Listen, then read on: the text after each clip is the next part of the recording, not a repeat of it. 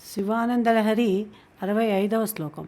వక్షస్థాడన శంకయా విచలితో వైవస్వతో నిర్జరాః కోటిరోజ్వలరత్నదీపకలికా నీరాజనం కుర్వతే దృష్ట్వా ముక్తివధూస్తనోతి నిభృతాశ్లేషం భవానీపతే యచ్చేతస్తవ పాదపద్మభజనం తస్యేహ కిం దుర్లభం.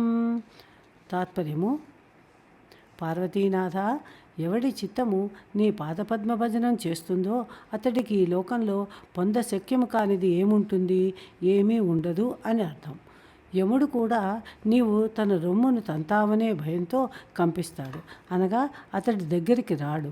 దేవతలు తమ కిరీటములందు ప్రకాశించే రత్నములు అనే దీపాలతో నీరాజనం ఇస్తారు. ముక్తికాంత అతడిని చూసి బిగియారా కౌగిలించుకుంటుంది అని తాత్పర్యం. ఇక వివరణలోకి వెళితే శంకరులు ఈశ్వరుడితో ఇలా చెప్పారు: భవానీ నాయక శివ, నీ పాదపద్మాలను సేవించే చిత్తం కలవాడికి దుర్లభము ఏమీ ఉండదు. నీ పాదభక్తుని చూసి వైవస్వతుడు అనగా వినస్వతుని అనగా సూర్యుని కుమారుడైన యముడు నీవు తన గుండెల మీద ఎగిరి తంతావేమో అని భయపడి పారిపోతాడు. దేవతలు చావులేనివారు. వాళ్ళంతా వారి వారి కిరీటాలలోని కాంతులను ప్రసరిస్తోన్న రత్నాలనే దీపం మొగ్గలతో నీరాజనాలు ఇస్తారు. ముక్తికాంత పై చెప్పిన లక్షణాలు కలవాడిని చూసి సంతోషిస్తూ నిండు కౌగిలిలో అతన్ని బంధిస్తుంది. అటువంటి వాడికి లభ్యం కానిది ఏమీ ఉండదు. యముడికి శివభక్తుడే శివుడిగా అవుతాడు. దేవతలకు హృదయంలో ఈశ్వరుడి పాదపద్మాలను స్థిరంగా నిలుపుకొన్నవాడు పరమేశ్వరుడిగానే కనిపిస్తాడు. ముక్తికాంత కూడా అతడిని సదాశివునిగానే భావిస్తుంది. అంటే ఈశ్వరుడు తన భక్తినికి తనకు భేదం లేనట్లు చేసే కరుణాస్వభావుడు అని. మార్కండేయుడు మృత్యుభయంతో ఈశ్వరుని ఆశ్రయించాడు. యముడు మార్కండేయుడిని తన పాశములతో బంధించాడు. శివుడు ఉగ్రుడై ఆవిర్భవించి యముడి వక్షస్థలంపై తన్ని అతడికి బుద్ధి వచ్చేటట్టు చేశాడట. అప్పటి నుండి భగవంతుని ప్రేమ ఎవరిపై ఉందో వారి జోలికి యముడు వెళ్ళడని పురాణాలలో కథగా ప్రసిద్ధి. వారి వారి వారి వారి చేరిన వారి త్రోవ దలపవలదు దూతలారా అని యముడి దూతలకు శివభక్తుల జోలికి వెళ్ళవద్దని చెప్పినట్లు భాగవతంలో ప్రసిద్ధమైన కథ ఉంది.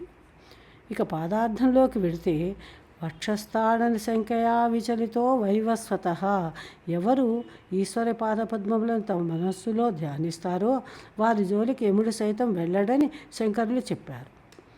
వైవస్వతః అనగా సూర్యుని కుమారుడు అంటే యముడు. వక్షస్థాడనం అంటే రొమ్ము మీద తన్నడం. తాడన శంకః తంతాడేమో అనే భయం. ఆ భయంతో యముడు విచలిత అంటే పరుగు పెడతాడట.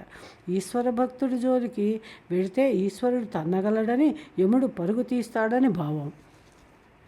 నిర్జరాః కోటిరోజ్వల రత్నదీపకలికా నీరాజనం కుర్వతే. నిర్జరాః అంటే వార్ధక్యం లేని దేవతలు. కోటిరోజ్వల అంటే కిరీటాలలో ప్రకాశించేది.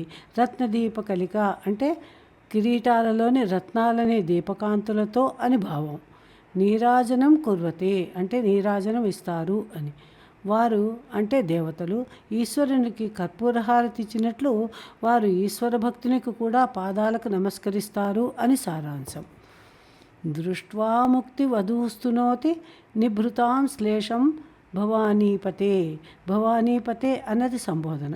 దృష్ట్వా అనగా శివపాద పద్మ భజనం చేసే భక్తుడిని చూసి, ముక్తి వధూహు అనగా ముక్తి అనే కాంత, నిభృతాశ్లేషం అనగా గాఢాలింగనం చేసుకుంటుంది అని, తనోతి అంటే చేస్తుంది అని, అనగా ముక్తికాంత శివపాద భక్తుడిని బిగియారా కౌగలించుకుంటుంది అంటే ముక్తి అతన్ని వరిస్తుంది అని భావం. యచ్చేతస్తవ పాద పద్మభజనం తస్యేహ కిం దుర్లభం. యచ్చేత అనగా ఎవరి మనస్సు, తవ అనగా నీ యొక్క అనగా ఈశ్వరుని యొక్క, పాదపద్మ భజనం అనగా పాదపద్మముల వంటి పాదముల సేవను, పద్మముల వంటి పాదములను సేవను అంటే ఈశ్వర పాదాలను ధ్యానిస్తారో తస్య అనగా వానికి, ఇహ అంటే ఈ లోకంలో, దుర్లభం అనగా పొందశక్యము కాని విషయం, కిం అనగా ఏముంటుంది అని ప్రశ్న. ఏమీ ఉండదు అని సమాధానం. ఈశ్వర పాద పద్మ సేవార్థులకు దుర్లభముండదు అని శంకరులు ఈ శ్లోకంలో చెప్పారు. 65వ శ్లోక విశ్లేషణ సమాప్తం. ఓం నమః శివాయ.